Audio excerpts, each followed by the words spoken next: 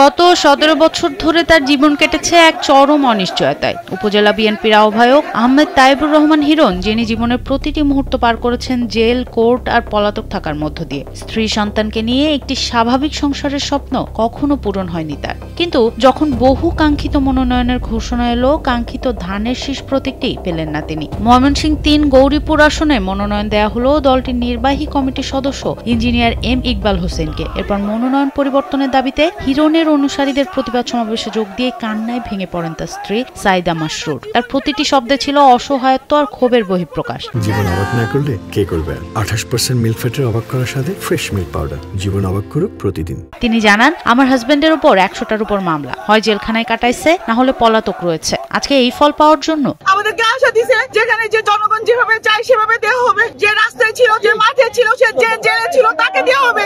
এটা করার জন্য কোনদিন আসি নাই মিডিয়ার সামনে। বক্তৃতা কিভাবে দিতে হয় আমি জানি না, কিন্তু এই কষ্টটা আমি বুকে ধারণ করে নিয়ে বলতেছি, আমাদের এই গরিবের মা, বোন, ছেলে যারা আছে সবাই চায় হিরণ চেয়ারম্যানকে। এই বঞ্চনার প্রতিবাদে গৌরীপুর বিএনপি সদস্য সচিব সুজিত কুমার দাস জানান, মনোনয়ন পরিবর্তন না করা হলে কঠোর আন্দোলনে যাবেন তারা। ঘোষিত মনোনয়ন ইঞ্জিনিয়ার এম ইকবাল হোসেনের মনোনয়ন বাতিল এবং আহমদ তাইবুর রহমান হিরণকে পুনরায় মনোনয়ন দেওয়ার জন্য আজকের এই প্রতিবাদ মিছিল আগামীকাল বন্ধ দেখবো। যদি মনোনয়ন পরিবর্তন না হয়, হরতাল, অবরোধ, পদত্যাগের মতো সিদ্ধান্ত নিতে বাধ্য।